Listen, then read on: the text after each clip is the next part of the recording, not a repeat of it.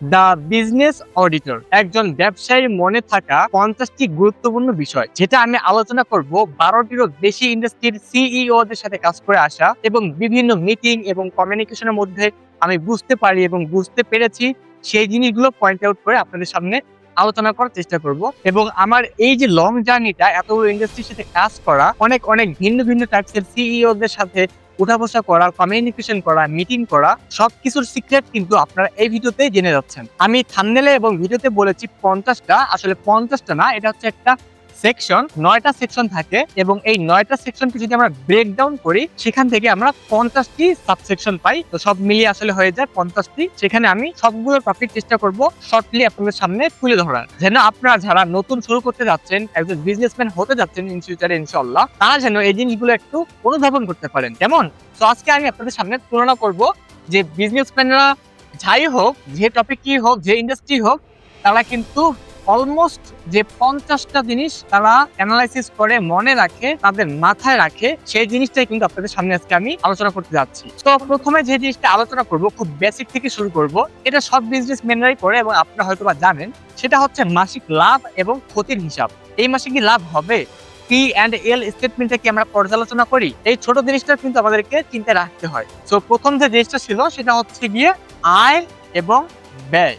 মানে আমরা হচ্ছে গিয়ে দুইটাতেই আমরা হিসাব রাখবো যে আয় কিরকম আসতেছে, তো ব্যয় কিরকম আসতেছে, এটা হিসাব আমাদেরকে রাখতে হবে। তো দ্বিতীয় যে জিনিসটা কাজ করবে, খরচ কিভাবে কমানো যায়। ইটস নট লাইক দ্যাট যে এমডি স্যার সিইও রাই সবকিছু এইভাবে চিন্তা করে, কিন্তু স্টার্টিং এর যে বিজনেসম্যানরা কাজ করে আসতেছে তাদের কিন্তু সবকিছু প্রথম দিকে ভাবতে হয়। তারপরে হয়তো বা সেকেন্ড লেয়ার, থার্ড লেয়ার তৈরি হবে, এইচআর থাকবে, বিভিন্ন ম্যানেজমেন্ট থাকবে, অপারেশন থাকবে, তারা তাদের ডিপার্টমেন্টকে ওইভাবে ম্যানেজ করবে। বাট শুরুতে তাদেরকে কিন্তু এই ধরনের সিইও দের কিন্তু অনেক কিছু নিজে থেকেই চিন্তা করতে হয়, ধরতে হয়, মাঝে মধ্যে এই প্র্যাকটিস গুলো থাকতে হয়। না থেকেই হুট করে কিন্তু আপনি একদম মানে বড় লেভেলে সিইও হতে পারবেন না। যার কারণে মাসিক খরচ, আয়, ব্যয় এবং হচ্ছে গিয়ে খরচ কমানোর যে উপায়টা কিভাবে করা যায়, কতটুকু মিনিমাইজ করা যায়, ম্যাক্সিমাইজ করা যায়, এগুলো আমাদেরকে চিন্তা করতেই হয়। তো দ্বিতীয় যে জিনিসটা নিয়ে আমি কথা বললাম সেটা হচ্ছে খরচ কমানোর উপায়। খরচ কমানো যায় কিভাবে? অপ্রয়োজনীয় কিছু ব্যয় আছে সেটা চিহ্নিত করা এবং সেটাকে বাদ দিয়ে দেওয়া। সেটা অবশ্যই টিম মিটিং এর মাধ্যমে অথবা নিজের কোনো ব্যক্তিগত ডিসিশন থেকে বাস্তবায়ন হতে পারে। মোদ্দা কথা, কোন টাকা কোথায় যাচ্ছে তা জানা এবং তা নিয়ন্ত্রণ করা। এখন বলবো 3 নাম্বার মোস্ট ইম্পর্টেন্ট, সেটা হচ্ছে ট্যাক্স এবং ভ্যাট। আমাদেরকে সঠিক সময়ে ট্যাক্স এবং ভ্যাটটা দিতে হয়, না হলে জরিমানা হয়, আমাদের সময় নষ্ট হয় এবং কোম্পানির ফিউচারে অনেক এফেক্ট পড়ে। তো এই জিনিসটা খুব ক্রিটিক্যালি আমাদেরকে ইনশিওর রাখতে হয় যে আমাদের ট্যাক্স এবং ভ্যাটটা কি পারফেক্টলি ঠিক মতো কাজ করতেছে কিনা এবং এটার জন্য কি করা উচিত। অবশ্যই বড় বড় বিজনেসম্যানরা ট্যাক্স কমানোর জন্য অনেক কিছুই করে, ফাঁকফোকর ইউজ করে, কিন্তু আমাদের যতটুকু ট্যাক্স দিতে হবে সেটা কিন্তু হচ্ছে ঠিক মতো, ঠিক সময়ে, ভালো মতো লিগালি দিতে হয়। তো এই জিনিসটা নজরদারিতে থাকা উচিত। 4 নাম্বার যে জিনিসটা আমি কথা বলবো সেটা হচ্ছে লোন এবং বিনিয়োগকারীদের সাথে নিয়ে একটা সম্পর্ক। সেটা হচ্ছে লোন সময় মতো দেওয়া এবং বিনিয়োগকারীর যে রিটার্নটা সেটা সময় মতো দেওয়া। তা না হলে কি হয়, তাদের মধ্যে একটা মনোমালিন্য তৈরি হয় এবং ক্রেডিটও নষ্ট হয়ে যায়। যার কারণে আমাদেরকে নজর রাখতে হয় যে লোন এবং বিনিয়োগকারীদের রিটার্নটা ঠিক মতো যাচ্ছে কিনা। তারপরে পঞ্চমত চলে আসি ক্যাশ ফ্লো। ক্যাশ ফ্লোটা দেখবেন অনেক বিজনেসম্যানের সাথে যদি আপনার উঠা বসা হয়, কাজ হয়, দেখবেন যে প্রায় জিজ্ঞেস করে অ্যাকাউন্টেন্টকে ক্যাশ ফ্লো কত।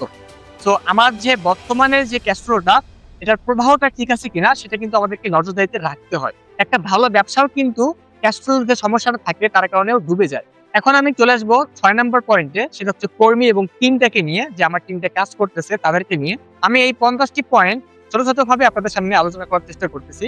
এখন যে 6 নম্বর পয়েন্টটা বলবো সেটা হচ্ছে আমার কর্মীরা কি দক্ষতার সাথে কাজ করতেছে, এটার জন্য নিয়মিত পারফরমেন্স ট্র্যাকিং এবং কেপিআই ট্র্যাকিং করা উচিত এবং খুব ভালোভাবে এটা মনিটরিং এ রাখা উচিত। তার পাশাপাশি ভালো কর্মী নিয়োগ দেওয়া উচিত, যেটা 7 নম্বরের একটা অংশ। তো 7 নম্বর আমি এটাই বলতাম যে একটা ভালো কর্মী প্রতিনিয়ত রিসার্চ করা এবং হচ্ছে কি বের করে আনার ট্রাই করা। তো 7 নম্বর বিষয়টা এটাই যে সঠিক মানুষকে সঠিক জায়গায় রাখলেই সেখানে আপনার টিমটা অনেক স্ট্রং হবে, তারা সেখান থেকে অনেক কিছু শিখবে এবং আপনার টিমটা আস্তে আস্তে গ্রো হবে। আর আপনার প্রত্যেকটা টিম যদি গ্রো হয় আপনার বিজনেসটাও গ্রো হয়ে যাবে। আর এই জিনিসটা হয়ে গেলে 8 নম্বরে আমি যেটা ধরবো সেটা হচ্ছে কর্মীকে ধরে রাখা।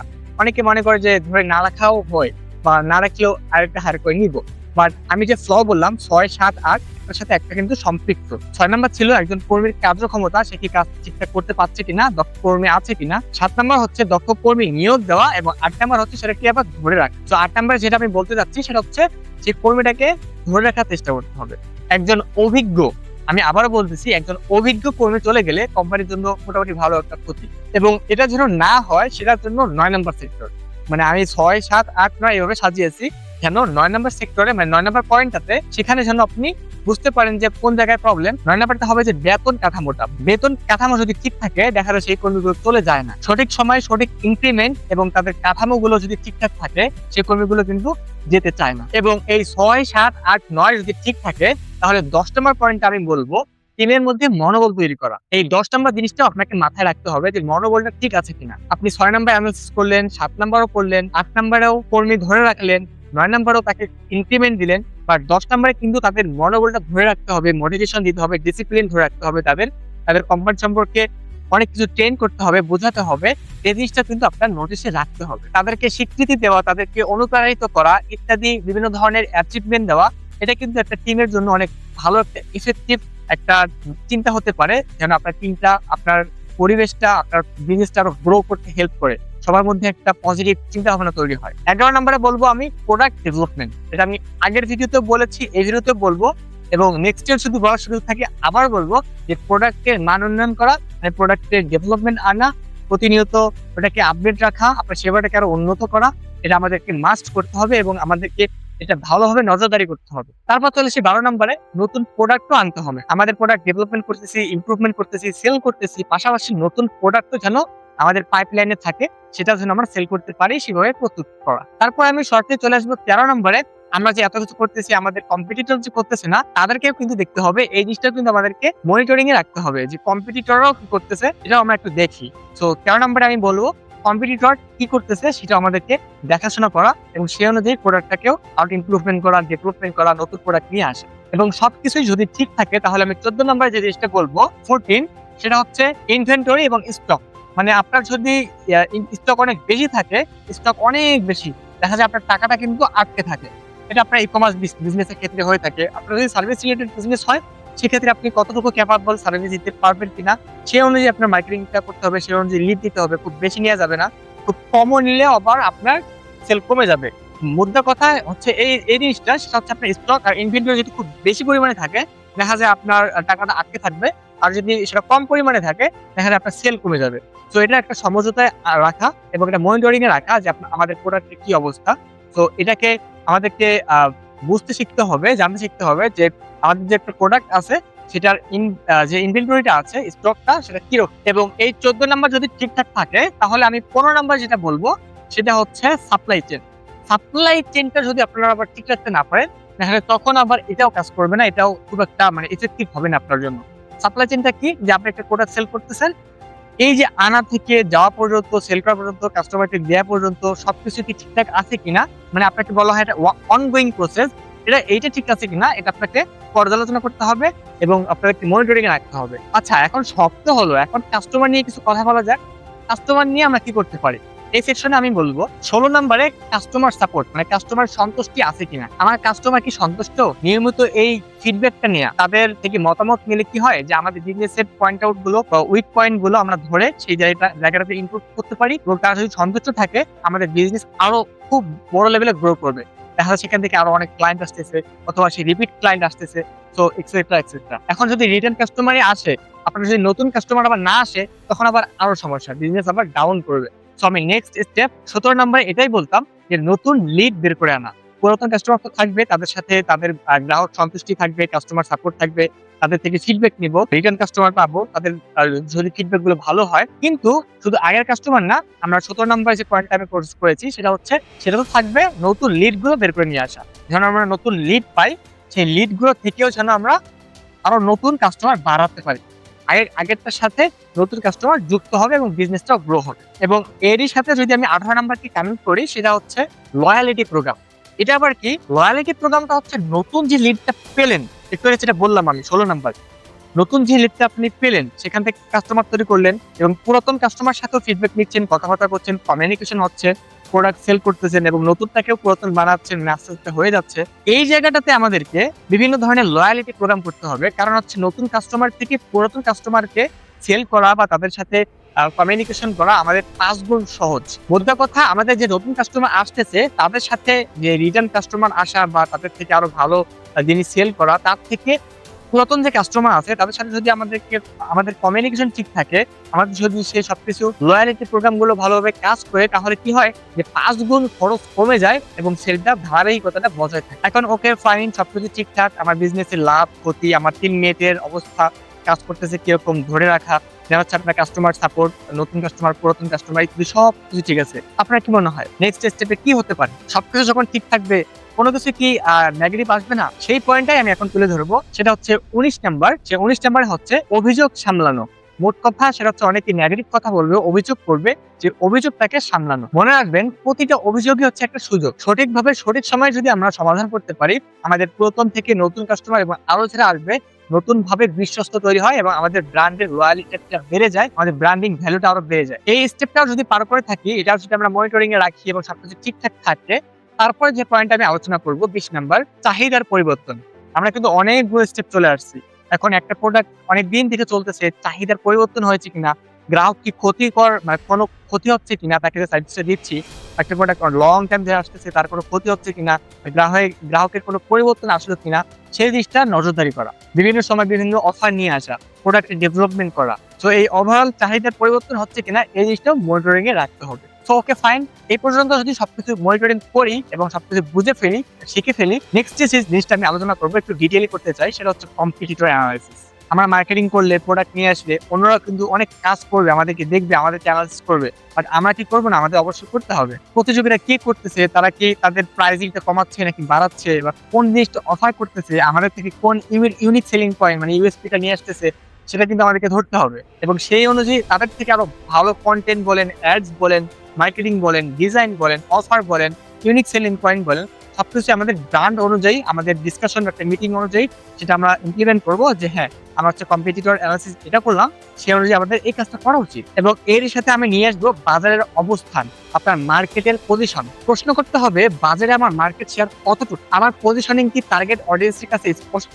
তো এই পয়েন্টটা কিন্তু আমাদেরকে মনিটরিং এ রাখতে হয় অ্যাজ এ সিও বা একজন বিজনেসম্যান, এই জিনিসটা কিন্তু চিন্তা করে। এখন এই পর্যন্ত যদি ঠিক থাকে, নেক্সট আমি যেটা বলবো, আমাদের তো বিজনেসটা এক্সপ্যান্ড করতে হবে, বড় করতে হবে, রাইট? ব্রাঞ্চ খুলতে হবে, বা আরো আমরা বিটুবি বাড়াবো, বা যাই করি না কেন, সেই জিনিসটা নিয়ে আমি আলোচনা করব। সেটা হচ্ছে 23 নম্বর পয়েন্ট, নতুন একটা মার্কেটে প্রবেশ করা। আমাদের যে প্রোডাক্ট, আমাদের যে বিজনেসটা আছে, সেটা নিয়ে আমরা নতুন একটা মার্কেটে যাব। সেই পরিবেশটা কিরকম, সেখানকার চাহিদা কিরকম, সেখানকার কম্পিটিটর আশেপাশে কারা কারা আছে, এই জিনিসটা কিন্তু আমাদেরকে মাথায় রাখতে হবে। কারণ অ্যাজ এ বিজনেসম্যান অলওয়েজ আমাদের চিন্তা থাকে গ্রো করার, বড় কিছু চিন্তা করার। তো যেহেতু এই ধরনের চিন্তা আমাদেরকে থাকে, আমাদেরকে রাখতে হয়। তো এই জন্যই আমাদেরকে যখন আমরা একটা ব্রাঞ্চ ওপেন করবো বা পাশাপাশি অন্য একটা বিটুবি বানাবো, অথবা আমাদেরকে এই আগের প্রোডাক্টটাই অন্য কোনো জায়গায়, অন্য কোনো অবস্থানে আমরা নিয়ে যাব, তখন আমাদেরকে নতুন করে কম্পিটিটর, অডিয়েন্সের অবস্থা, সেখানকার সেল এবং আমাদের মার্কেট ভ্যালু ইত্যাদি অনেক কিছু আমাদেরকে মানে চিন্তা আনতে হবে এবং মনিটরিং করতে হবে, এবং সেই অনুযায়ী হিসাব নিকাশ করে আমাদেরকে নেক্সট স্টেপে যেতে হবে, পুরো একটা ব্রাঞ্চ ওপেন করতে হবে। এবং তারপরে 24 নম্বর পয়েন্টে আমি যেটা বলবো, সেটা হচ্ছে মূল্য নির্ধারণ, প্রাইজিং। প্রাইজিং সাইকোলজিটা অনেক ইম্পর্টেন্ট একটা পার্ট। যারা তৈরি করতে পারে তাদের ক্ষেত্রে অনেক ভালো একটা কাজ করে। অনেকেই এরকম একটা প্রাইজিং সাইকোলজি ইউজ করে, যে আমার হচ্ছে কি ভাই, আমার প্রোডাক্টটা হচ্ছে 1000 টাকা, আমি 1000 টাকা বলবো না, আমি 999 টাকা বলবো। যদি সে হচ্ছে একটা কুপন কোড ইউজ করে, বা সেই ভিডিওটা শেয়ার করে, বা একটা কোনো কিছু করে, তাকে হচ্ছে কি 20% ডিসকাউন্ট দেওয়া হবে। তাকে হয়তো বা সেই জিনিসটা দিল হচ্ছে কি 699 টাকা। এবং আরো একটা অফার দিয়ে দেয়, যদি উইথিন 3 আওয়ার্স মানে 3 ঘন্টার মধ্যে যদি কিনে ফেলে, তাহলে তাকে হচ্ছে কি 199 টাকা দিয়ে দেবে। মানে এরকম একটা হচ্ছে গিয়ে প্রাইজিং সাইকোলজি তৈরি করে। বাট এটা আসলে আমার কাছে মনে হয় খুব একটা ইফেক্টিভ না এখনের জন্য। আগে হয়তো কাজ করতে খুব ভালো। কি ব্যাপার, একটা 999 টাকার প্রোডাক্ট, এই কারণে আমি এই অফারটা পাচ্ছি এবং এই কারণে এটা পাচ্ছি, এবং উইদিন 3 ঘন্টার মধ্যে অর্ডার করলে আমাকে আবার এত কম প্রাইসে মানে 199 টাকা বা 99 টাকায় দিচ্ছে, এটা কি আসলে কিভাবে দেয়? তো দেখা যায় অনেকেই নিডস যদি থাকে, সেখানে তার যদি দরকার থাকে, সে কিনেই নেয়, দিতে থাকে না। এটা জাস্ট একটা পার্ট ছিল, খুব একটা আহামরি কিছু না। জাস্ট বোঝানোর জন্য যে প্রাইজিং সাইকোলজিটা মানুষ কিভাবে কাজ করে, এটা হচ্ছে গিয়ে আপনার বুঝতে শিখতে হবে এবং এটাকে নোটিফাই করতে হবে, আপনাকে হচ্ছে গিয়ে মনিটরিং এ রাখতে হবে। এন্ড তারপরে কথা বলবো আমি মার্কেটের ট্রেন্ড নিয়ে। আমরা যদি বিজনেসম্যান, আমাদেরকে সবসময় ফিউচার কি গেস করতে হয়। মনে রাখবেন, একজন ভালো বিজনেসম্যান কিন্তু একজন ভালো প্রেডিক্টর। সে কিন্তু ভালো করে প্রেডিক্ট করতে পারে, বুঝতে পারে, এটা একটা তার ভালো গুণ। তো আমাদেরকে বুঝতে হবে যে নেক্সট 1 থেকে 3 বছর আমার প্রোডাক্টটা বা আমাদের যে বিজনেসটা কোন পর্যায়ে যেতে পারে অথবা কোথায় যাচ্ছে, এই ট্রেন্ডটা যদি আমরা ধরে রাখতে পারি, মনিটরিং করতে পারি, দেখা যায় আমাদের বিজনেসটা গ্রো করবে। এখন সপ্তাহ হলো কম্পিউটার অ্যানালাইসিস, মার্কেট বোঝা, দেওয়া হচ্ছে কি টিম সামলানো, দেওয়া হচ্ছে কি আমাদের ক্যাশ ফ্লো, বিভিন্ন ধরনের আলোচনা করলাম। এখন চলে যাই মার্কেটিং এন্ড সেলস, খুবই একটা ভাইটাল পার্ট। খুবই শর্টলি আলোচনা করবো, ভিডিওটা অলরেডি অনেক লং হয়ে গেছে। সেটা হচ্ছে খুবই সিম্পল, আমাদের মার্কেটিং এর পিছনে কত কস্ট গেল, কিরকম রিটার্ন আসলো, সেই জিনিসটা মনিটরিং রাখা। অবশ্যই এটা করতে হবে, এটা মিস করা যাবে না। আমাদের মার্কেটিং এর বিভিন্ন চ্যানেল থাকে, হ্যাঁ। তো মার্কেটিং যখন আমরা করবো, কোন চ্যানেলে কত টাকা যাচ্ছে, কিরকম ব্যাকআপ আসতেছে, আমার হচ্ছে কি ফেসবুকে ভালো আসতেছে, নাকি হচ্ছে কি লিঙ্কডইনে, নাকি হচ্ছে কি ইউটিউবে, নাকি মানে কোথায় কোন চ্যানেলে কিরকম স্পেন্ড যাচ্ছে এবং কিরকম রিটার্ন আসতেছে, সেই জিনিসটা কিন্তু আমাদেরকে চিন্তা করতে হবে, বুঝতে শিখতে হবে। অবশ্যই এটা মার্কেটারের কাজ, বাট আমাদেরকেও দেখতে হয় যে আমার অডিয়েন্সটা কোথায় বেশি থাকে। মোদ্দা কথা, আমাদের ROI, রিটার্ন অফ ইনভেস্টটা আমাদেরকে অ্যানালাইসিস করতে হবে, মনিটরিং রাখতে হবে। তারপরে যে জিনিসটা নিয়ে আলোচনা করবো সেটা হচ্ছে social media marketing.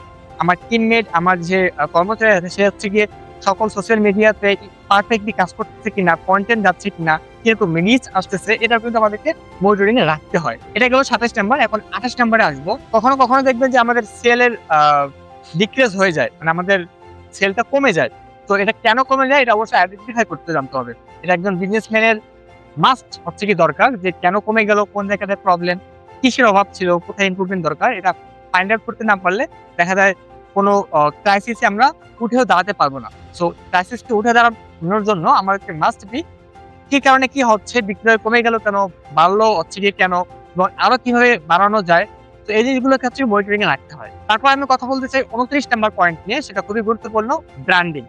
It could be আপনার কোম্পানির ব্র্যান্ডিং, ইট কুড বি আপনার পার্সোনাল ব্র্যান্ডিং।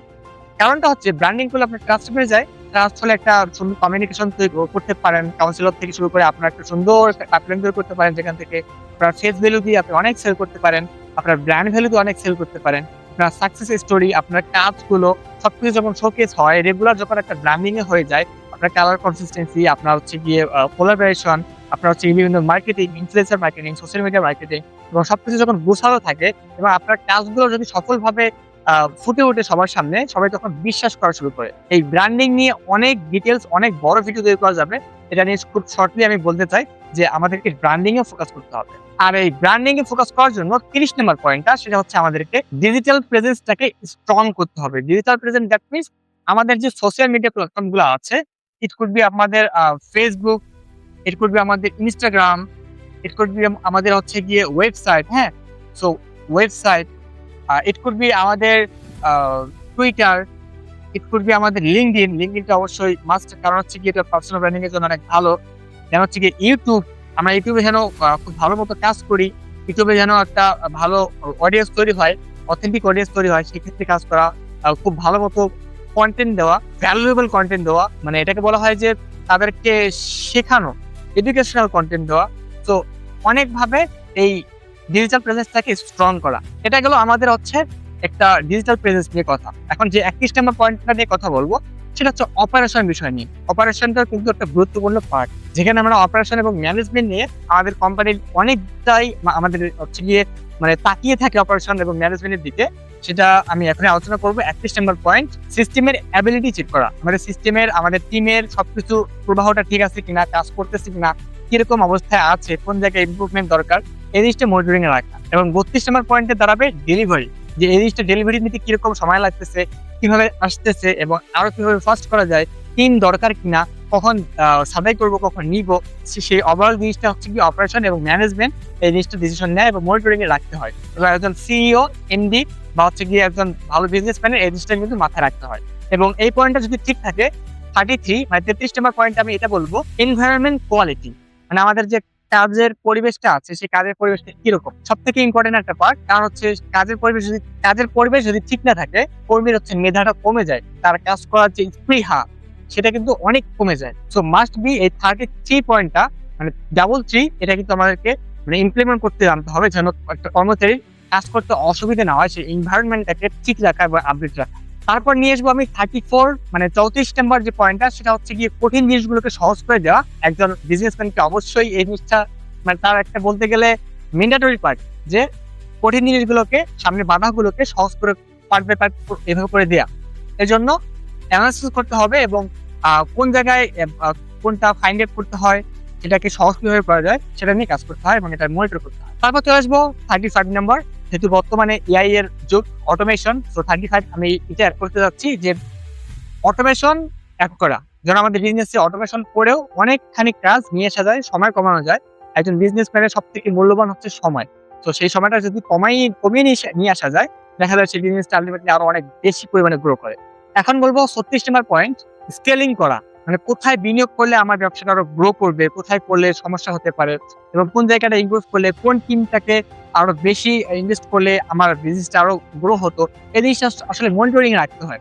কারণ এটা যদি না করি, দেখা যায় বিনিয়োগের চিন্তা যদি মাথায় না থাকে বা কোন জায়গাটাতে আমার বিনিয়োগ করা উচিত এটা যদি আমার ক্লিয়ার একটা আইডিয়া না থাকে, দেখা যায় জিনিসটা খুব স্লোলি হয়তো গ্রো করবে বা করবেই না। তো এটা আমাদেরকে অবশ্যই মনিটরিং রাখতে হয় একজন বিজনেসম্যান হিসেবে। তারপর বলবো 37 নাম্বার পয়েন্ট, যে আমি কোনো ব্রাঞ্চ খুলতে পারি কিনা, শাখা তৈরি করতে পারি কিনা এবং কতটা খুলতে পারি এবং কিভাবে কোন লিগ্যাল ইস্যুতে বা কোন ভাবে আমি আগাবো, ইনভেস্টমেন্ট কম লাগবে এবং সেফলি এটা করতে পারি এবং সাথে যদি ফেইলও করে আমার যেন তাও সমস্যা না হয়। দেখা যায় কি বিজনেসম্যানরা এভাবে চিন্তা করে, plan A plan B. Plan A যদি হয় আমার ভালো, যদি নাও হয় তাও ভালো।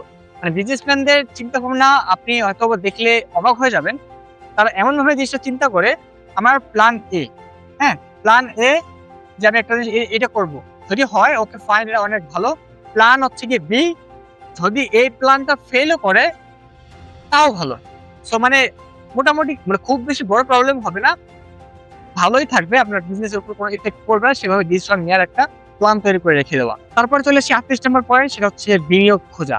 আপনি যতই কোটি টাকার মালিক হন না কেন, তাকে আরো বড় স্কেল পর্যায়ে নিয়ে যেতে, কম্পিউটার থেকে আরো অনেক ভালো এগিয়ে যাওয়ার জন্য, ফাস্টেস্ট গ্রোর জন্য দেখা যায় আপনার বিনিয়োগকারী খুঁজতে হয়, ইনভেস্টমেন্ট করতে হয়, নিতে হয়। দেখা যায় তার জন্য প্রতিনিয়ত ইনভেস্টমেন্ট খোঁজা, এই কাজটাও কিন্তু মনিটরিংয়ে রাখতে হয় একজন সিইও বা বিজনেসম্যানের। তারপর আসলে 39 নাম্বার পয়েন্ট, যেহেতু আমরা বিনিয়োগ খুঁজতে যাবো, তাদেরকে বলতে হবে আমার 5 বছর পর এই জায়গায় যেতে চাই, 10 বছর পর এই জায়গায় যেতে চাই। তো সবকিছু কিন্তু কানেক্টেড। তো এখন একটু আগে যেটা বললাম যে বিনিয়োগকারী খুঁজতে হবে, এটা যে আমরা খুঁজবো সেটারই 39 নাম্বার পয়েন্ট। 39 নাম্বার পয়েন্টটা হচ্ছে 5 বছর পর আমরা নিজেকে কোথায় দেখতে চাই, এই জিনিসটা প্ল্যানে রেখে দেওয়া এবং এটা মনিটরিং এ রাখা। এবং এখন বলবো 40 নাম্বার পয়েন্ট নিয়ে, সেটা হচ্ছে নতুন ব্যবসায় যাওয়া। আমার যা আগের প্রোডাক্ট ঠিকঠাক আছে, সবকিছু ঠিক আছে, ইনভেস্টমেন্ট ঠিক আছে, টিম ঠিক আছে, অপারেশন ম্যানেজমেন্ট ঠিক আছে, ভালো।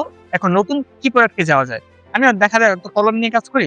ওকে, এখন দেখি যে অন্য কোনো প্রোডাক্ট নিয়ে কাজ করা যায় কিনা, যেটা হচ্ছে গিয়ে একদম নতুন। কারণ যখন আমি একটা সবকিছু সামলিয়ে আসতে পারবো, একটা ভালো বিজনেস দাঁড় করিয়ে আমি একটা ফ্রেশ মুডে চলে আসবো, তখন নতুন প্রোডাক্ট নিয়েও আমি কাজ করার জন্য প্রস্তুত। তো এই পর্যায়ে আমি এই প্রোডাক্টটা নিয়ে নতুন কোনো জিনিসকে খুঁজতেই পারি এবং কাজ করার জন্য আগ্রহ করতেই পারি। তারপরে চলে আসবে 41 নাম্বার পয়েন্ট, সেটা হচ্ছে হঠাৎ যদি কোনো ইস্যু চলে আসে, যেমন আমাদের কিছু বছর আগে করোনা মহামারী চলে এসেছিল, বা এরকম টাইপসের ইনভেস্টমেন্ট হয়তো বা চলে গেল অনেক, বা হচ্ছে গিয়ে আপনার টিমমেটরা হয়তো সমস্যা তৈরি করলো বা কোনো একটা কিছু হলো। সাডেন কোনো প্রবলেম হলে কিভাবে ম্যানেজ করবেন, এই জিনিসটা প্রি প্ল্যান করে রাখা বা মনিটর করে রাখা। হঠাৎ যদি আমাদের বিজনেসে লোকসান হয়ে যায়, তখন আমাদের কি কোম্পানিটাকে কিভাবে চালাবো, এই জিনিসটা কিন্তু মনিটরিং এ রাখতে হবে। এবং 41 নাম্বারের সাথে 42 নাম্বার, এখন যেটা বলবো 42 নাম্বার অলমোস্ট সেম।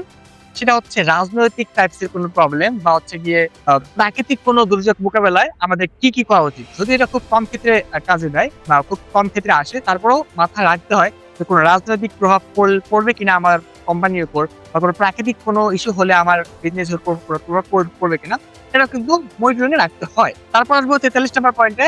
এগুলো আসলে খুব একটা রিলেভেন্ট, একটার সাথে একটা খুব একটা কানেক্টেড না। আমি জাস্ট ট্রাই করতেছি কি কি বিজনেসম্যানরা চিন্তা করে সেটা বলার।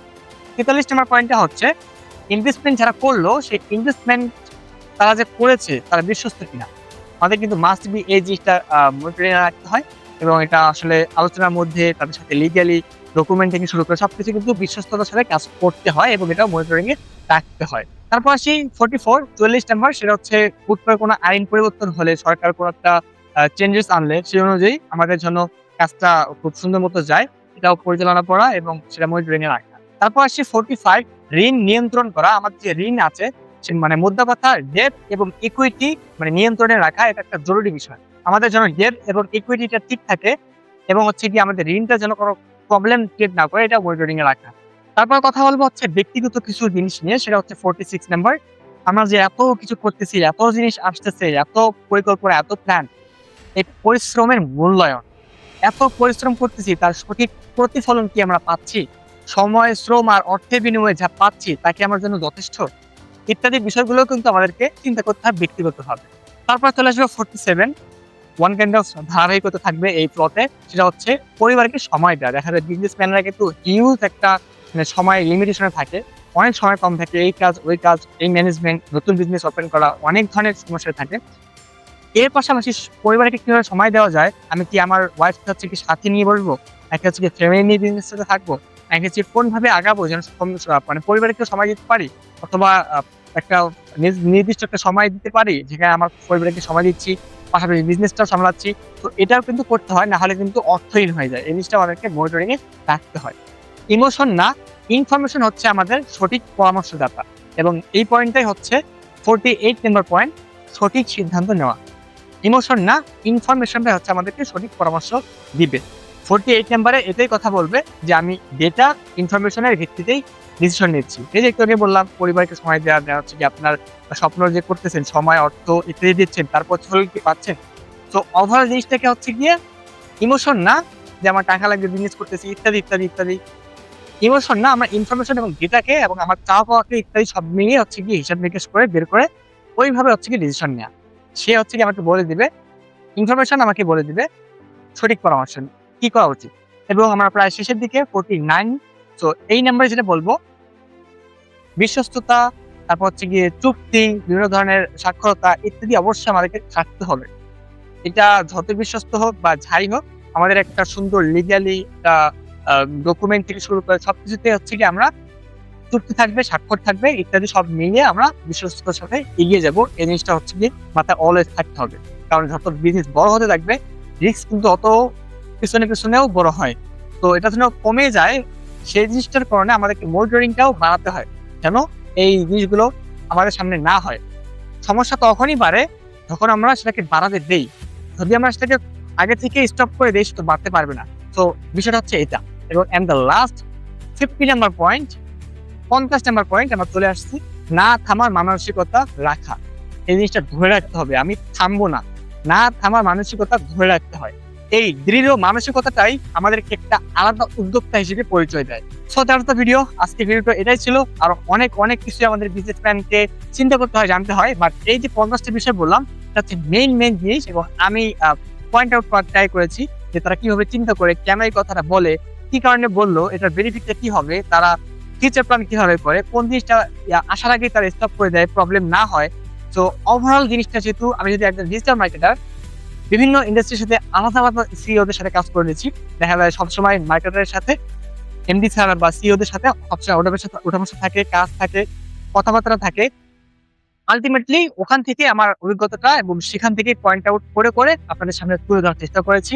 কেমন লাগলো ভিডিওটি? যদি ভালো লাগে অবশ্যই ভিডিওতে একটা লাইক করবেন এবং আপনার বন্ধুদেরকে শেয়ার করে দিন।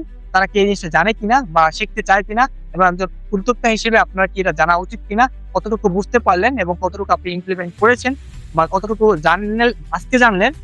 সো সবকিছু হচ্ছে গিয়ে এই ভিডিওতে আমি আলোচনা করে দিয়েছি।